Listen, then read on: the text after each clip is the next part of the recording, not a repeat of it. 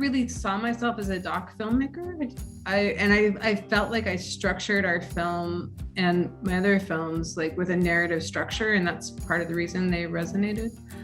But I think, with a narrative, it's someone's imagination usually of a story or a recreation, or it's much more of an artistic expression. I think with documentary, it really is in service of the subject. Like you're really trying to show whatever it is in a way that makes sense and that resonates with people, So I think there's that difference, and a narrative can be just for the sake of art.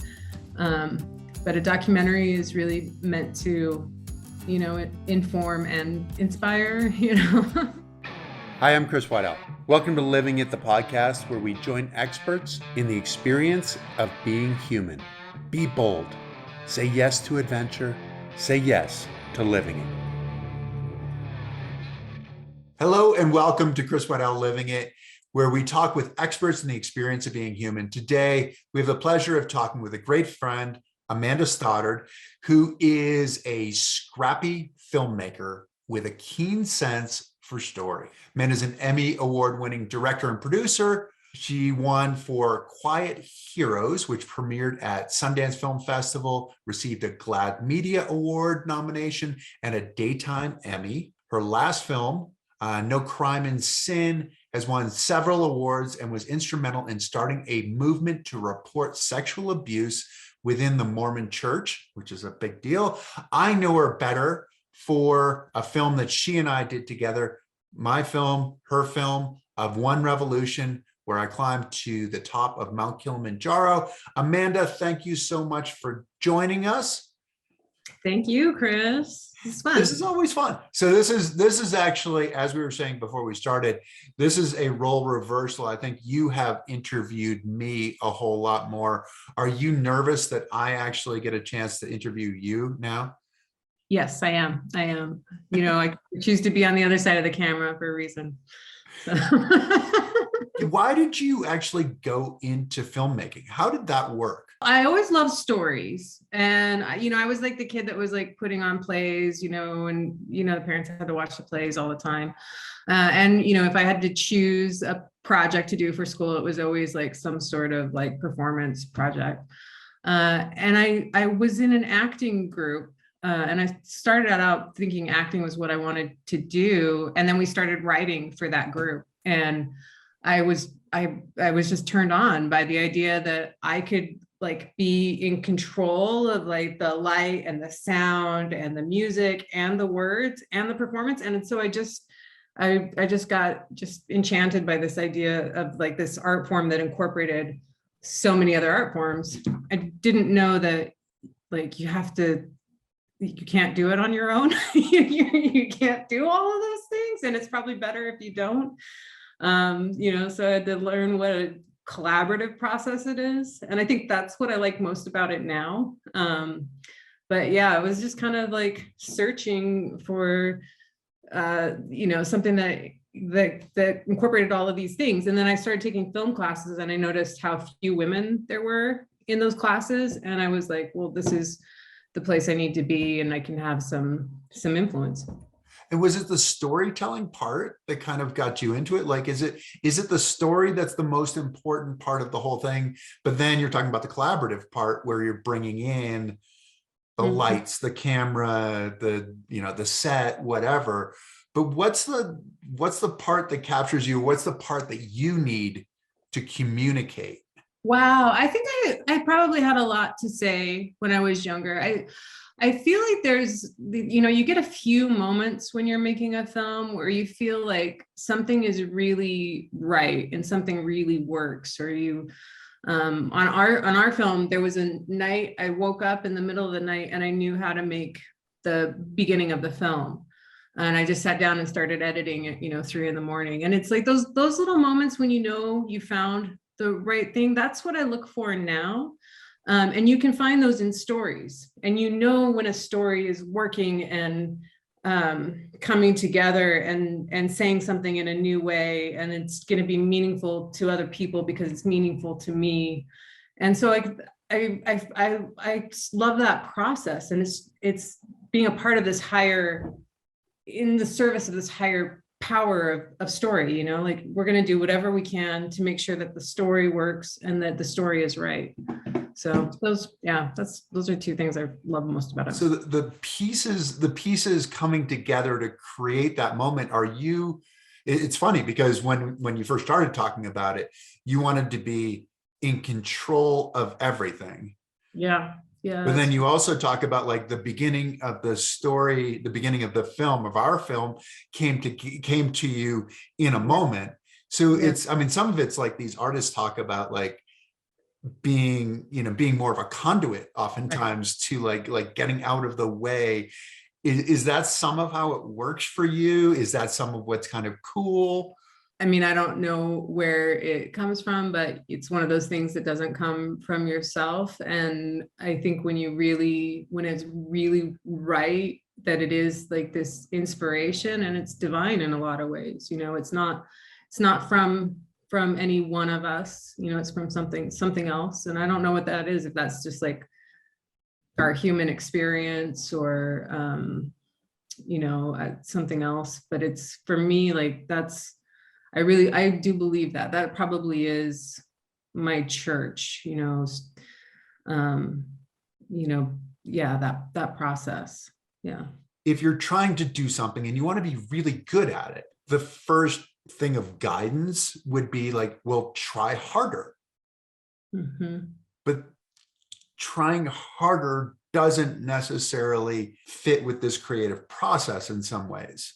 How do you reconcile that? It's not like reconciling it. It's not something you can force, but it is something you can prepare for. And it is something that you have to go to work for, like it's that thing of showing up, and you have to be in a space where you're actively working on something and having your mind, work on it for you in order to get to that level of inspiration. I think that's why we worked so well together on One Revolution, is it was sort of that search for, you through athleticism and me through making the story. We were both kind of looking for that transcendence and that little piece, and I was really interested in someone who did that, through a physical means, as a person who lives in like the world of the mind.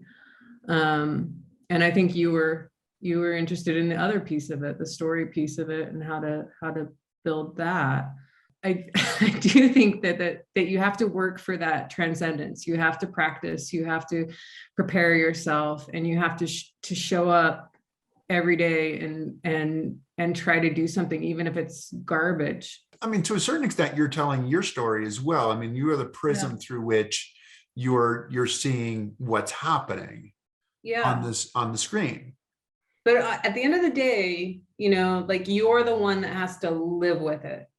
Like I can go on and make other projects about totally different stories, different things, but you're always going to be responsible for that story, and you're the keeper of it, and question about it. And it's so I think it's important that it was important that it was a collaborative process, and that we worked together to hash out, the ideas that went into it.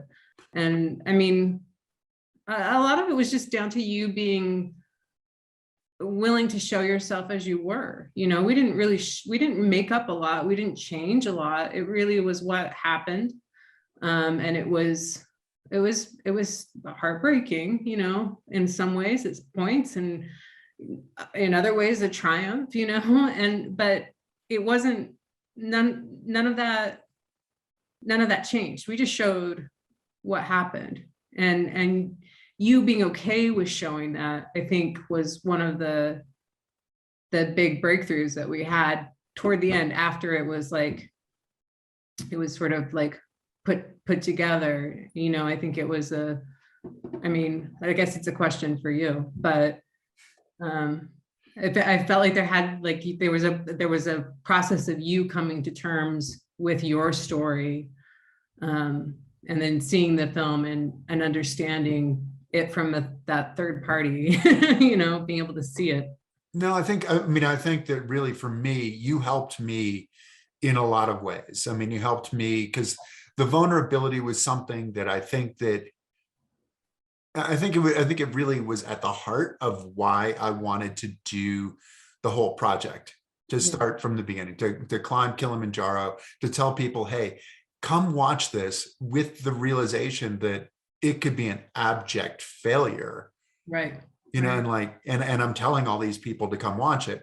And so I'm potentially telling people to come watch me fail, which seems like a really bad idea, but that vulnerability and working through the vulnerable and revealing the vulnerability. I mean, there's a part of it that is like, you can say you want to be vulnerable, but it's not necessarily, sometimes you need help in getting there. And it's really fun. I mean, there are a couple of different things that I look at, and where, I think that in some ways we became in sync. I remember you showing me the clip of me talking to Dave in the crater.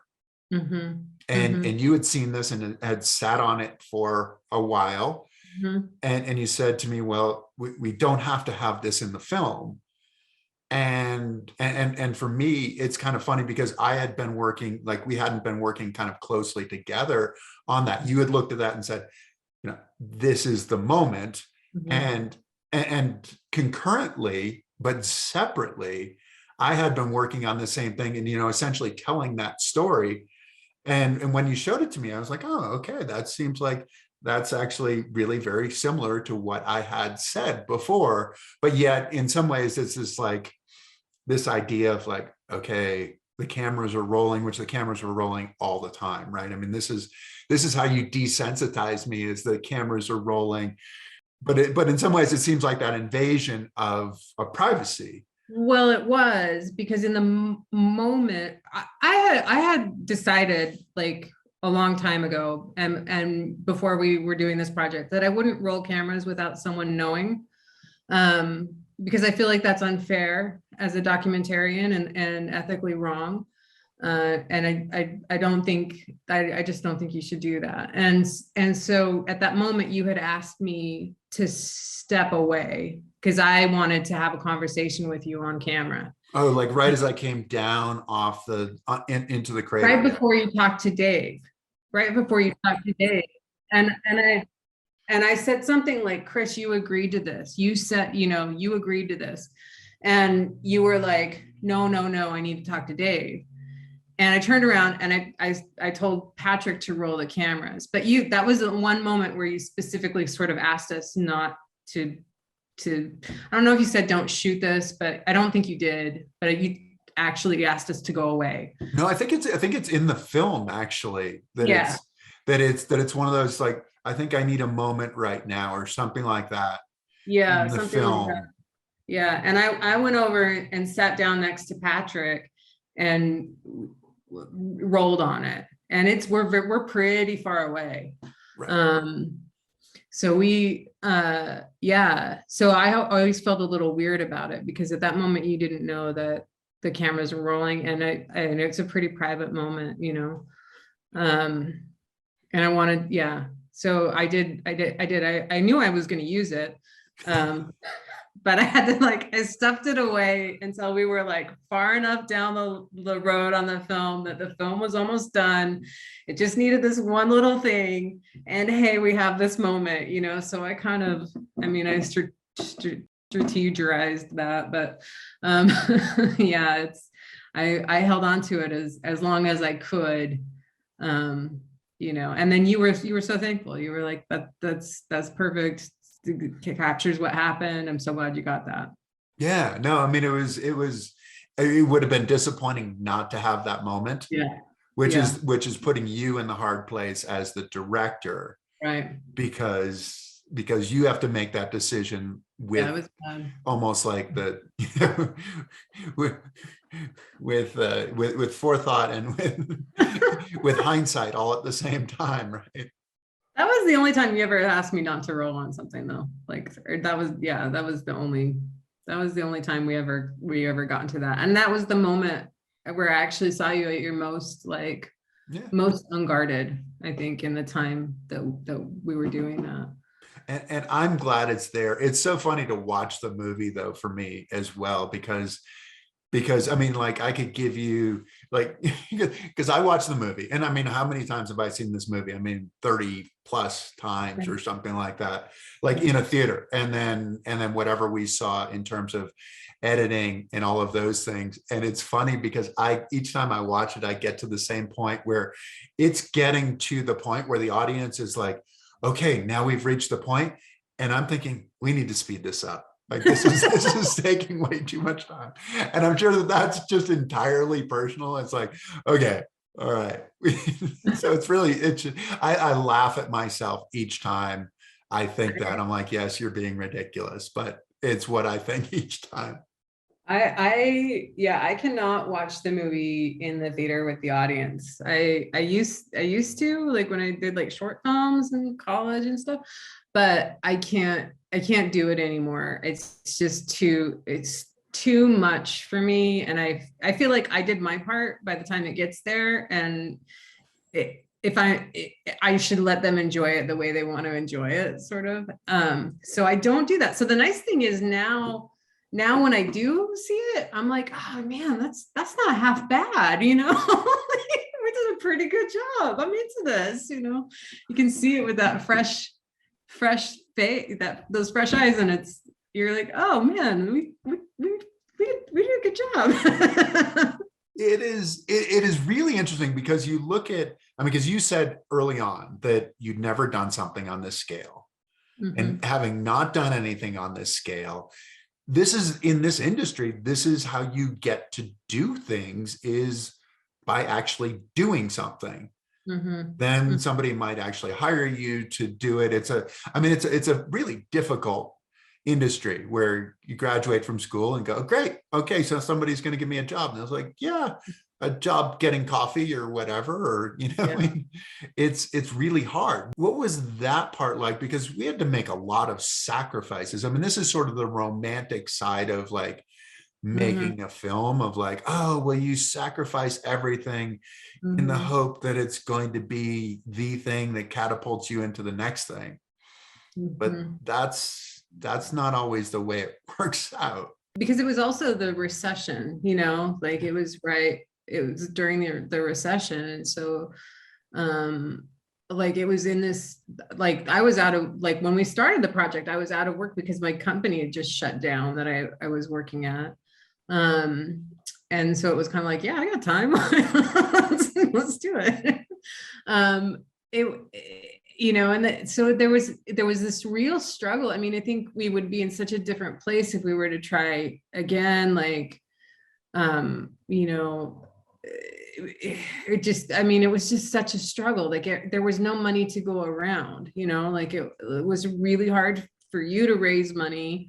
I was living on nothing, I had like my apartment, my rent was pretty cheap. So that was nice, but we both made a lot of sacrifices,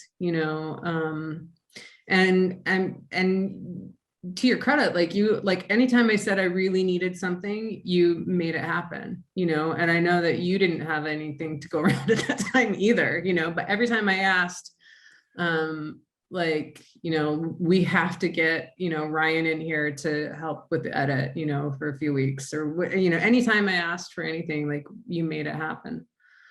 That's not something I could do anymore, but it's really the only way you can be a director, like I don't know how you become a director without making those, like making your own projects, because it's being the director is like one of those things everybody thinks they can do.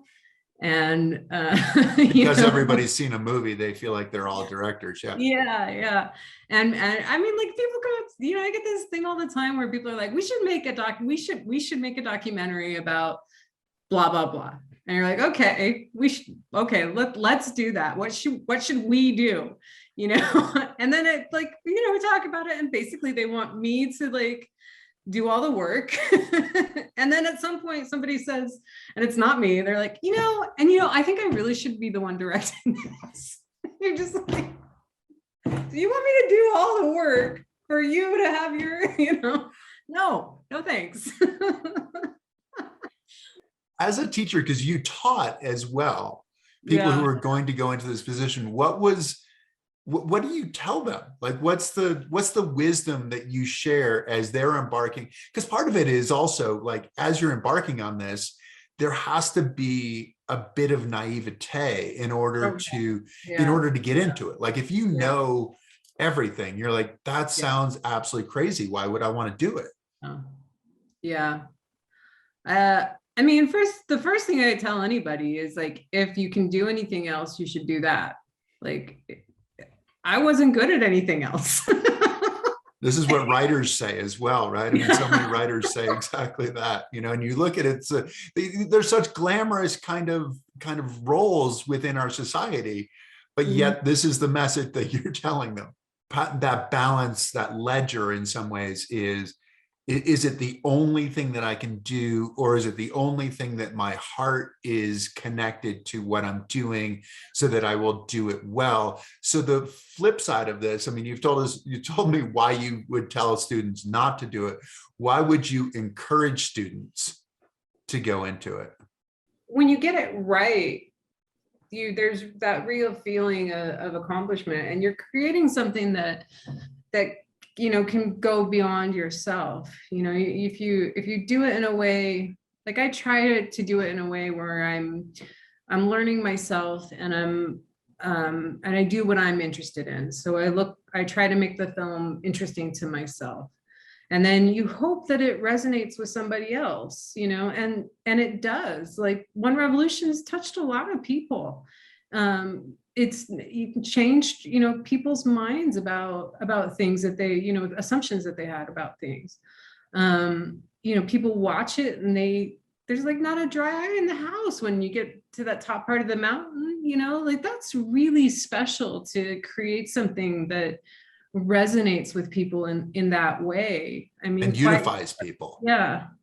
Quiet Heroes was similar in that I was really proud that was a story of like resilience as well, and what those women did, and telling a story of exceptional people. Kristen Reese and Maggie Snyder were they were the only medical team really to treat HIV and AIDS patients in the 80s and 90s and early aughts, between like Denver and Las Vegas, basically, based in Salt Lake. So they dealt with a lot of stigma. And they worked with the nuns of the Holy Cross Hospital to create this beautiful, like safe space for people to receive treatment. And I'm not the only director on that film. I came in late on the project. So I was there for the shaping of the story. But it was like, that was another project that was just really wonderful to be a part of, and to see this story come together and have it mean something to so many people, in such a beautiful way. These women just like, they're just these incredible people that just exude this love, and it was like, I don't know, that is another project that I'm really proud to have been a part of. Because I do feel like it was another story that lifts people up and is positive, and people walk out of the theater with that feeling of empowerment, that maybe they can try something. What's the role of independent documentary? I feel like it really is to find and lift up stories. I don't know, because it might not always be, positive, but I think it's to tell us about something that we don't know in a way that we can get we can understand it better than you would if it was a news show or something like that. I guess that maybe comes down to building empathy. If you can live in a hut with somebody, or you can be, in your case, we can be on the mountain with you. It really does create a sense of empathy. And I think that's probably the most valuable thing that independent docs can do for the world. How is it different from like a narrative film in that respect, in terms of objective? The thing is, I never really thought they were that different. I mean, I never really saw myself as a doc filmmaker. I felt like I structured our film and my other films like with a narrative structure, and that's part of the reason they resonated. But I think, with a narrative, it's someone's imagination usually of the story, or a recreation, or it's much more of an artistic expression. I think with documentary, it really is in service of the subject. Like, you're really trying to show whatever it is in a way that makes sense and that resonates with people. So I think there's that difference. And a narrative can be just for the sake of art, but a documentary is really meant to inform and inspire. I mean, the hope is always that you're telling a story in the best way to tell a story. But one of the hard parts for documentary is that you don't always have all the pieces of the story you want to tell, and then you have to figure out how to tell that story without necessarily having what could be an essential piece or something. And am I causing anxiety now? Well, I think, I mean, I think when we finished One Revolution, like, it had such a great response. And, since then, like, there have been projects that I've had to abandon, like ideas that get abandoned, that sort of thing, things that you've like maybe shot, or that, could be something, and then they end up not being something. So it's really a big gamble, that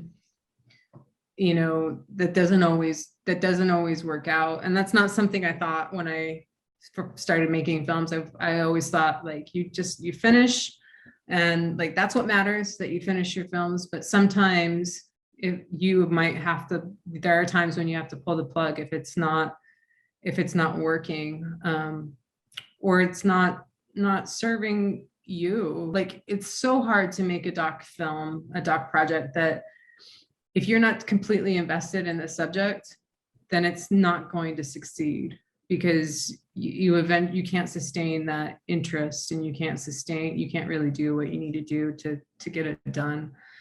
And I mean, I've worked on like projects that have really broken my heart and taken a toll on me emotionally, that I eventually just can't sustain that. When do you know that you have the story?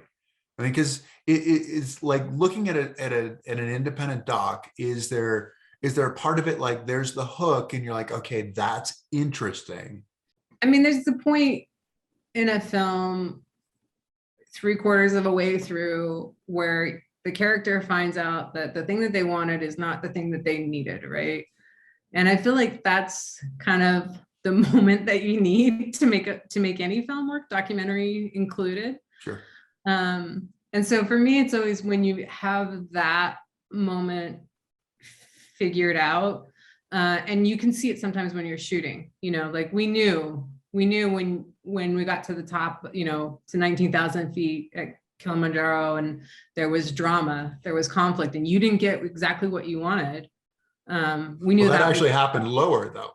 I mean, this is the moment, like after I got carried, not to give away the whole movie, because people should definitely go and watch the movie. Yeah. But where I was crushed, and you were less crushed because you had a story. I was really sad for you. I was really sad. No, I understand that. Yes, no. And yeah, not diminishing that by any means, but But there are two I sides, knew right? it, yeah, I knew at that moment that we had a story. I mean, it's just like anything. You have to have any story, you have to have drama, and there has to be conflict. If you were to get what you wanted the whole time, that would not be dramatic, Right. and so it's that push and pull. That's why, when you get approached to do a project and they're like, but you're going to be with our, group the whole time and you're going to film what they're doing. Well, that's not like, where's the drama? Like that's propaganda, right? I'm going to go make a promotional video for you and we're going to call it a documentary. Because I don't have, the control that I need to tell the other side of the story. So I think it's like, when you know that there is inherent conflict within the film. I mean, with Quiet Heroes, we knew we had it because of the push and pull between, I mean, there were so many layers of conflict, push and pull between the church and the team, and what was going on in Salt Lake at that time, and their struggled, and then they get kicked out of the Holy Cross Hospital, and I mean, not kicked out, they weren't kicked out, but had to completely change their operation. And it's like when you can see that there are these pieces that are going to pull together, that's when you have a film. Yeah, but anytime it's just one side of the story, it's not really, to me, it's not interesting. No, I mean, because there isn't any of that conflict. I mean, essentially that's why we go to watch a film. That's why we read a book. Like, what's the conflict? And hopefully we can see ourselves in that conflict, right? I mean, that's to assume the role of the protagonist. What about getting into some of the subject matter that is super controversial, like sexual abuse within the Mormon church, and being from Salt Lake City, having grown up Mormon, how does that work as a filmmaker? Is it like, this is a story that has to be told? How does it work personally, though? It was really difficult personally. It was, I mean, it's difficult. With that film, once we had made sort of the promise to Christy, the subject of the film, that we were going to tell her story, I felt an obligation to finish that and to make sure that we told it in the most complete way that we could.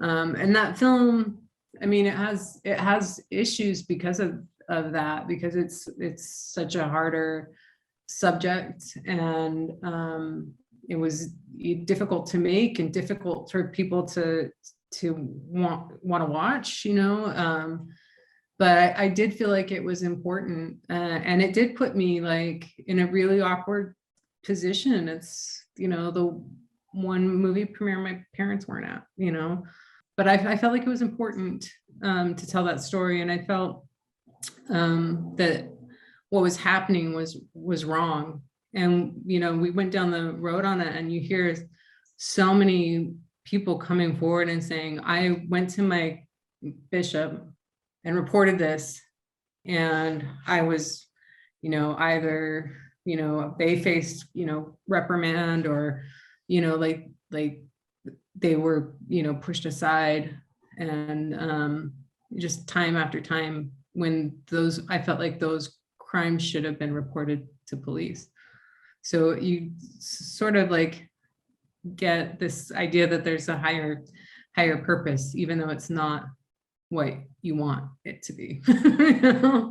Well, there are a lot of people who don't have a voice, right? And it's obviously not just the Mormon church. There are a variety of churches that have had the issues. There are a variety of schools. There are a variety of teams where people in authority have taken advantage of people who are essentially in a position to trust them.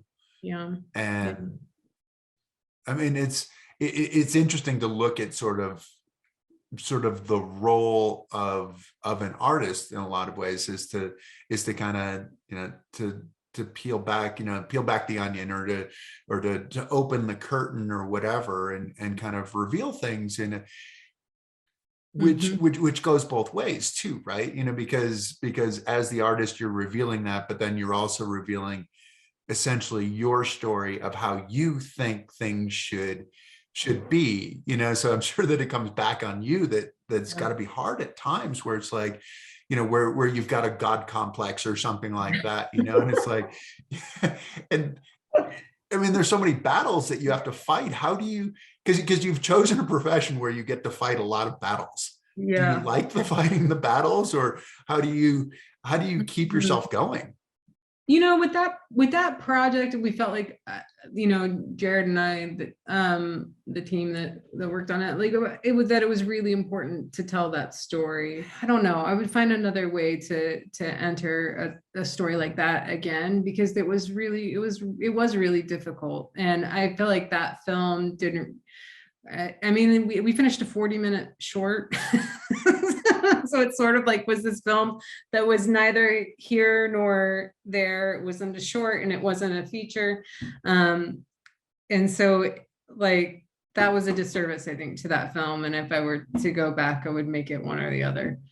And I think that fight is, I always feel like I was drawn, part of the reason I was drawn to film is because it made me so nervous and it made me so anxious whenever I had to do something related to it. And I remember sitting in a film class and watching some kids walk in with like shirts that said crew on the back. And I was like, those jerks, look at them, with their shirts. And I realized that. Hold on, I don't get that. What is the? I was mad that they were like wearing shirts that said crew. Like, why do they have to announce that they just like worked on a thing and they're working on stuff, and it's like, I was super jealous. Okay. Which is so realistic and so honest. This is the. But what I learned from that is, like, after unpacking it for a minute, like, why was I so angry about their shirts? I was like, oh, because I want one of those shirts, and so I've always been drawn, led by this sense of like, what am I afraid of? If something raises those feelings of jealousy, then I know it's something I want, like paying attention to those indicators, so that I know what I want. And everything about film scares me. It still does. I still get really nervous about stuff. Like I said, I don't watch the movies with the audiences anymore, just because that's too much for me, just everything about it lets me know that it's scared. And like, and the thing about being led by that feeling is also you're waiting for it. So like right now, I'm not really working on a project, and I'm kind of like waiting to see, like, when I feel that fear, that like feeling of, like, oh, that will be really big, or that, something scary. And I haven't found it yet. But I'm always kind of looking for that. So I guess that's the thing that kind of like that's the compass I use.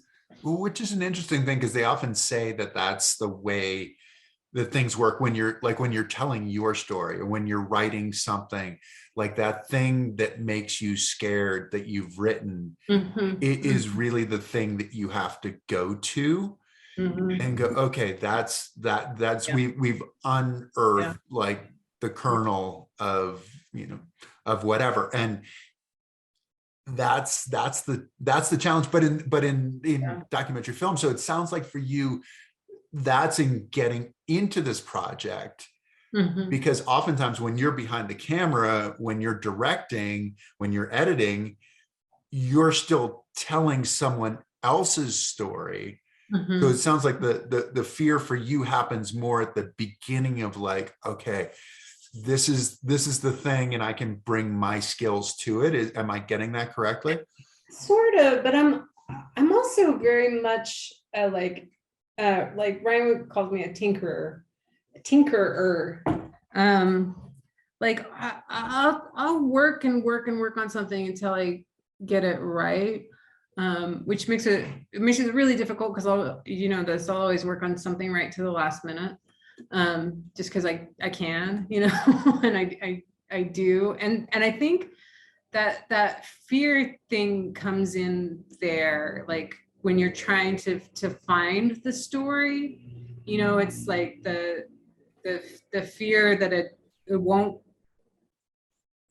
be successful, that it will be successful, that you won't figure it out, that everyone will laugh at you, like there's all of that stuff, and that kind of like pushes me, I think, through that hurdle, which I think in documentary is much bigger than the shooting stuff, because it's fun to shoot stuff, but it's really hard to finish stuff. It's like post is really hard with documentary. Yeah, I can relate to that in some way. I mean, people ask me still, like I still do like some of these little, like I'm going to Vail this weekend and I will do this little fundraise, it's part of the fundraiser, and people are like, do you get nervous there? And I'm like, yes, I still get nervous, it's like, and like, I mean, I don't know, I've spoken on stage literally thousands of times now. Do you still get nervous? I'm like, yes, because that's when it matters. I'd be disappointed in myself if I didn't get nervous. And for you, it sounds like it's the same kind of thing of like, it's there, and now do I have the ability to make it happen? Yeah. Can I find this? Can I make it work? I mean, and I think the other side of that is, if you didn't have that like little voice, if you ever did get fully comfortable doing the thing, then it's probably time to do something else. Like I think you get a little bit addicted to finding that challenge and challenging yourself in that way once you start doing it. And it's difficult not to, So. Well, you're talking about, like, in the beginning, you got into film because you enjoyed seeing the pieces come together. Right. And in some ways you have a more practical view. In the beginning, you start with this view of like, oh, I'm going to create this whole thing. And then it becomes, in some ways, almost a little bit more blue collar kind of thing. Like I'm building this and putting it together. As you've gained these skills, how do you look at like the projects that you've done and where they might bring you in the future? I think, how do I look at the projects that I've done and where they might bring me? Because in a lot of ways, we look at, so like the life of an artist, you hope that you're continuing to gain skill, continuing to gain experience, and continuing to grow as you get older, to in some ways, I mean, so many, like you hear a lot of like, about some writers or something like that, where it's like they've been trying to write the same story the whole time. Right. And it's like you're getting closer and closer. Is there a part of that? Yeah, you started off thinking you're like an auteur and like you're an artist, but I really am a builder at this point in my career and my life, and I kind of need to be in a place where I'm building something and I'm putting the pieces together. And it's not, as I have let a lot of like that ego go where it needs to, I know best, or I'm much more willing to seek out other people to also be builders on my projects. So I think like in the future, I'd like to sort of take that and continue to tell like stories of resilience. Maybe, it wouldn't always have to be documentary, but if that's where the opportunity goes, I think it's just, I just want to be in a place where I can continue to build and tell stories. And I think it will probably always be important for me to in some way be getting, whatever it is inside me, out, this sort of whatever it is I've been working through my whole life. I think that needs to to continue to come out through my work. And I think that it always has, but I've tried to do it from the side, by telling other people's stories. Sure. And like, because it's really discouraging. It's really discouraging when you work on your own story and no one likes it. Or, you write this screenplay that you think is amazing and no one likes it. It's much easier to be like, well, I'll just work on this other thing. And so I think I haven't really done that, where I'm doing a project that's just for me, and having the confidence to say, no, this is my project, and I'm gonna do this. And I don't do that. I've always tried to like tell stories, but from an angle where I had, that help, and where it was possible, So I think I guess that's kind of where if I had like my choice of where I would love for that experience of telling those stories to lead me, it would be to have given me the framework to tell some of my own stories, Which would be great. It's funny, so you went through school, you've done some projects, you went back and you taught. So effectively you were a mentor. Who were your mentors? Who are the people that you look at in your career and said, that's the person that helped me, level up. That's the person that helped me, realize who I could be. Like I when I saw Point Break, at the end of it says directed by Catherine Bigelow. And that was the first time I'd ever seen a woman's name like that big, directed by credit on a film about masculinity. Or not, I don't know, I would say it's not, it's actually a romance maybe, but like that was one that I think really inspired me to see that it was possible, because up to that point there were just so few women filmmakers,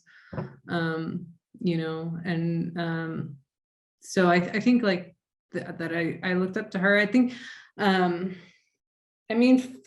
my taste is like, I love P.T. Anderson's work. Like I felt really drawn to that. There's so many little moments in film, and I sort of take a lot of different things from a lot of different filmmakers, and I always felt like, that I should, like when I was starting out, I should be competing with Spielberg, that my classmates and the people I knew were not my competition. My competition was Spielberg, and I that's what I'm sure it was probably more of a competition to me than him. I'm sure he's feeling the heat. That's for sure. Yes. Yeah. And that was kind of what I push towards. Now, you start to see the people that you came up with doing great things, and you pass that point in your career where you're jealous, that they made it there before you did. And it's really nice to be at this stage in my life where, some of the mentors I have are seeing the people that I came up with succeed, and you're like, okay, maybe I can try a little bit harder. Maybe I can, maybe I can do, one more thing, and it's also just really wonderful to see that happen and to know it's possible. So I think now, those are the people I look to. Is you see the little wins that your friends make.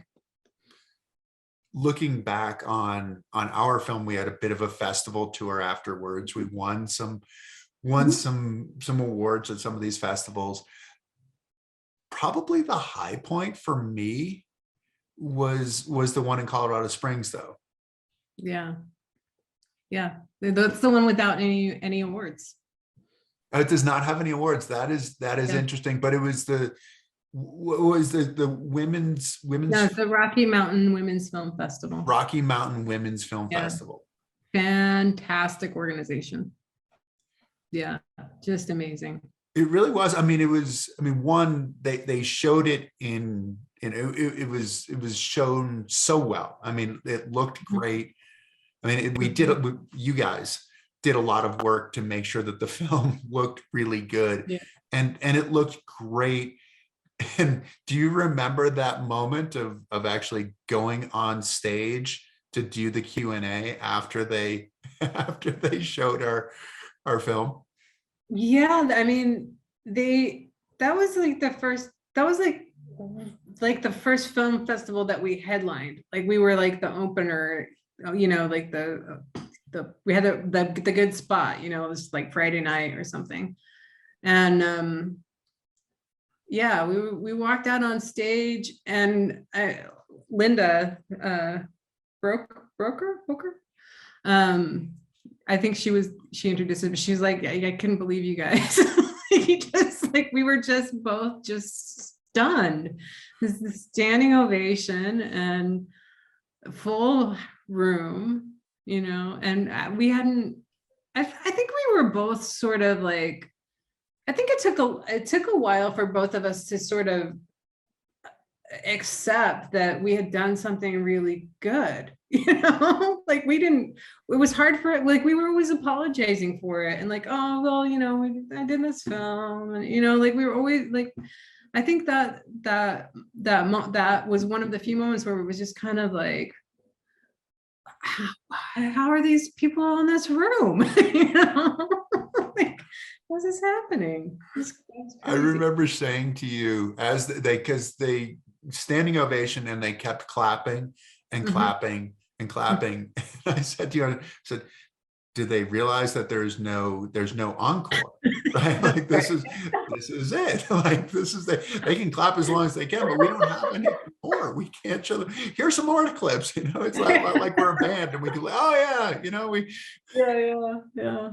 That was such a lovely experience. And they also did that community screening at the Air Force Base, where we got to show it to a military audience. And I didn't realize how much it would resonate with vets and the military community. And so that other screening was a really special moment for me, because it was just like, oh, you know, this means something to people who are going through something else, you know. Yeah, and I think that's probably, you start, I mean, I'm imagining, I'm putting words in your mouth at this point, but you start with the spark of an idea, and it's a spark of an idea that really ultimately has to be personal, right to start on that journey. But then it sort of, you know, it reaches so many more people. I mean, it goes from being that spark to being something that really broadens in terms of the spectrum. Yeah.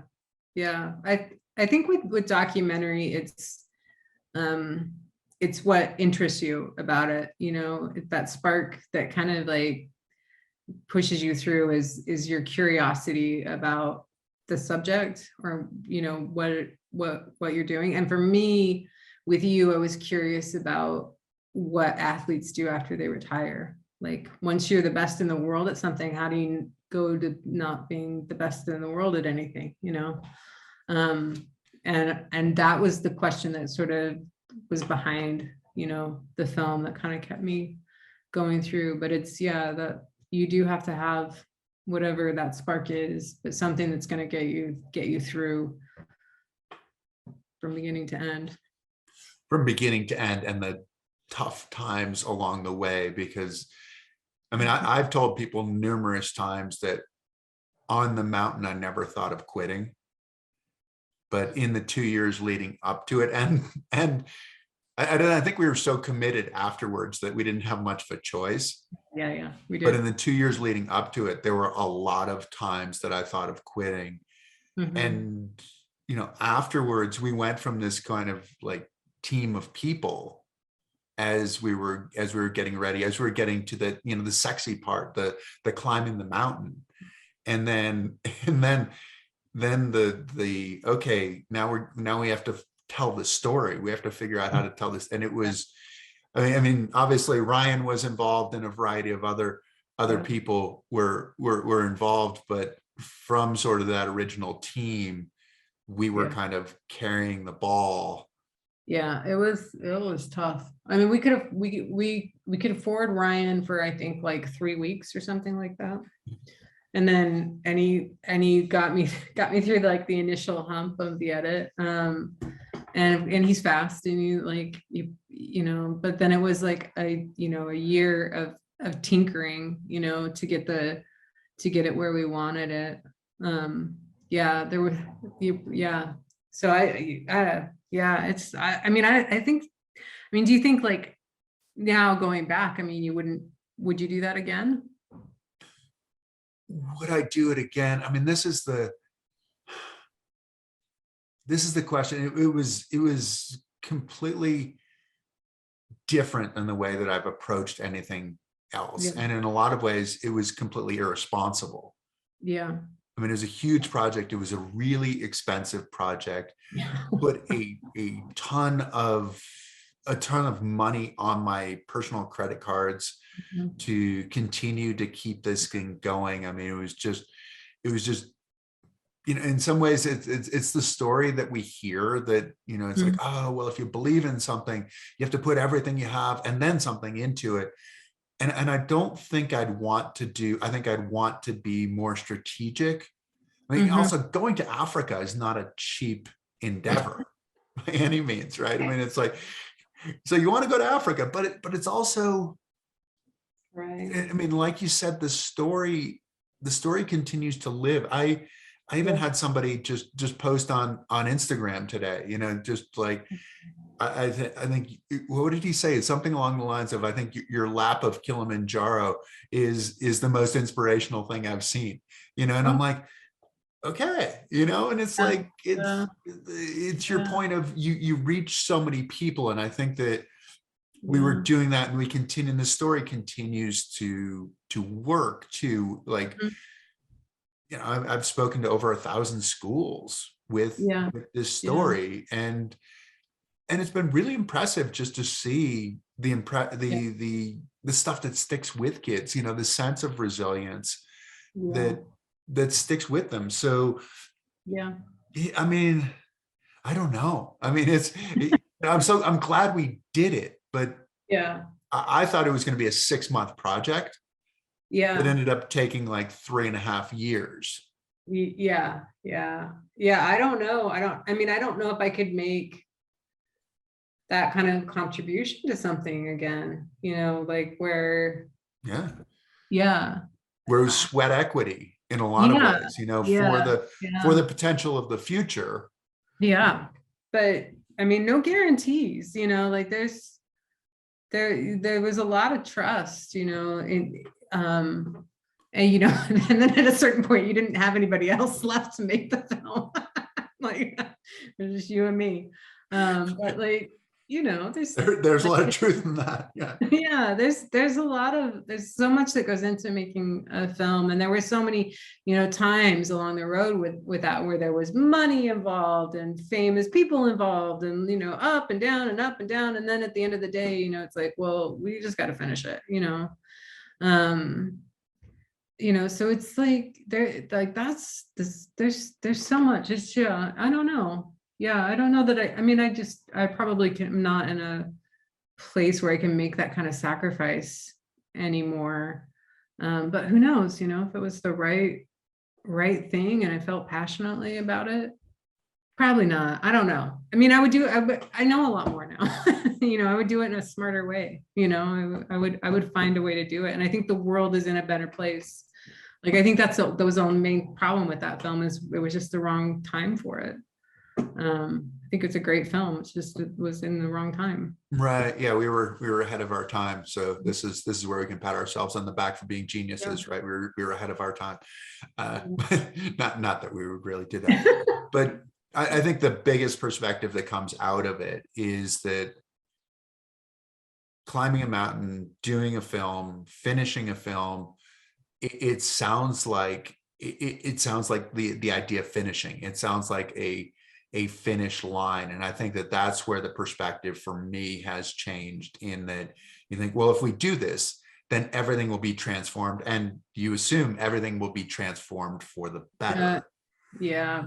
And not recognizing, I mean, that's what, I often, I did something the other day, and I was telling something that was like the euphoria of making it to the top of the mountain lasted until I landed back on US soil, and I'm like, oh no, now we're in huge trouble. Like, how do we move forward from here?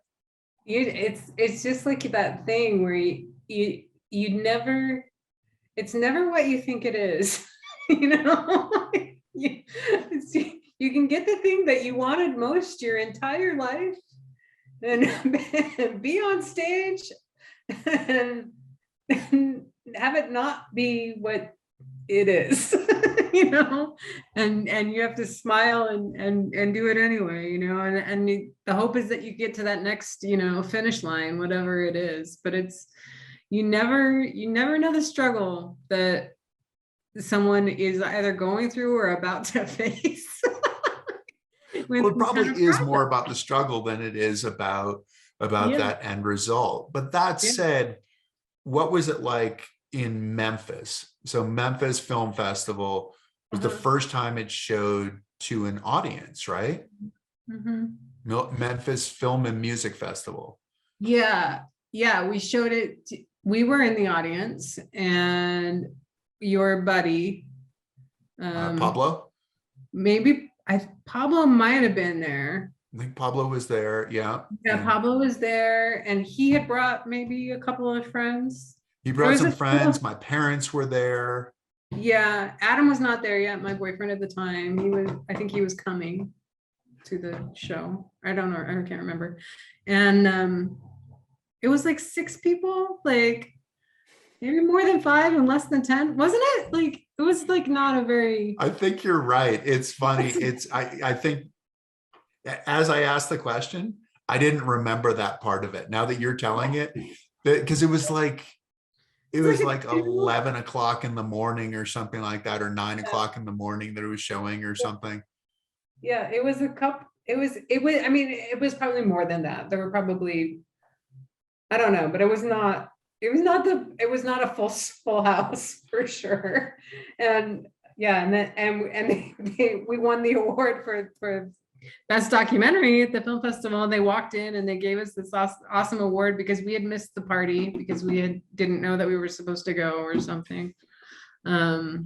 Yeah, that was a crazy experience. So, you go in thinking it's gonna be this big moment, and it is, but it isn't. or it isn't, and then you win. Yeah. Yeah. I mean, there was one screening I was in by myself at some festival. Oh, so there was one, because we did one in Denver. There was and it was you and me and a buddy of mine and one of his friends. And it was in like a big movie theater, and there were 4 of us and you and I couldn't leave. Yeah. Well, we were half of the audience. Yeah. I mean, I'm glad we did that, because we just entered all the film festivals that we possibly could, like whatever amount of money you were willing to spend on it. I kept like, oh, we should do this, we should do this, we should do this. So we just did as many as we could. And then we didn't get into any for a very long time. And we finally got that. I mean, I remember getting that note from Geneva, Illinois, and where they accepted the film, and I had to write back, and I was like, you mean One Revolution? Like, are you sure? And the guy was like, that's the cutest email I ever got. And we were not sure. It's like I had to Yeah, but anyway, you kind of learn. We didn't know. I mean, we had never done anything like that, and I didn't know about film festivals, and that some of them are meant to be markets for your film, and some of them are meant to create great experiences for filmmakers, like Rocky Mountain Women's Film Festival, and film lovers. And then some are there to just kind of like have a shit ton of films and get money from filmmakers going to see their films, so you really have to be careful, because it gets so expensive. I can't believe how much it is for people to enter these film festivals, and a lot of the times they can be not reputable, not good experiences for the filmmakers. Well, it's been an amazing journey. As they say in Africa, it's been a safari, right? Yeah. I always thought a safari was just looking for animals and stuff like that, but it's this journey, right? And we went on a journey to climb Kilimanjaro, and there's this creative journey going on. And so, Amanda, I thank you for joining us, but I thank you for joining us prior and joining the whole Kilimanjaro project. And I am so proud of that. I'm so proud of that film. And I mean, it really was the thing that made the rest of my career able to happen. So thank you for letting me be a part of it. You're welcome. Hey, well, thank you. You helped me immensely. I mean, I think I told you in the beginning that if we don't tell the story, it didn't happen. Yeah. And you said that all along the way. Yeah. And the thing is that people ask me all the time, what's sort of the moral of this thing? And I'm like, get good people to tell your story. If you're going to do something like this that is the way you have to do it. Yeah. Well, and I think people you can trust, it's like, exactly. That trust has to be a two-way street. So. Yeah, it is. And it worked. It was, we had some battles along the way, but it worked. And I don't really remember what they are anymore, but I don't actually think we did. I think we pretty much always, I think you and I always got along, and we had very similar visions for what this should be. So just had to adjust along the way, but yeah, I don't remember ever like, yeah. I don't think we had any battles, but it's hard when you're so emotionally invested in something. Yeah. I think that's the biggest challenge, that you're so emotionally invested and you go, oh, that's not what I thought it was. Okay. It's going to take me a moment to think about that. And that moment might last 2 or 3 days. Yeah. It definitely is a journey. And you have to be willing to be on that boat with those people. And come back afterwards and go, all right, okay. Are we going to keep rowing? Okay, let's keep rowing. Yeah. So, well, thank you. You're thank welcome. you so much for joining us. Thank you for joining me here. I really appreciate it. And, thank you to all of you who tuned in. I really appreciate you guys tuning in. As the greatest gift you can give us is to tell your friends, to say, hey, this was a cool story. You should watch this. Please like us, please follow us. And we will look forward to getting you some more cool stories as we go along. We'll see you next time. Thank you. Thank you for joining us. Please subscribe to Chris Waddell Living It for more stories on the adaptive community, the Paralympics, artists, athletes, entrepreneurs, experts in the experience of being human. Also follow us on Spotify, Apple, Facebook, and Instagram. I look forward to seeing you next week.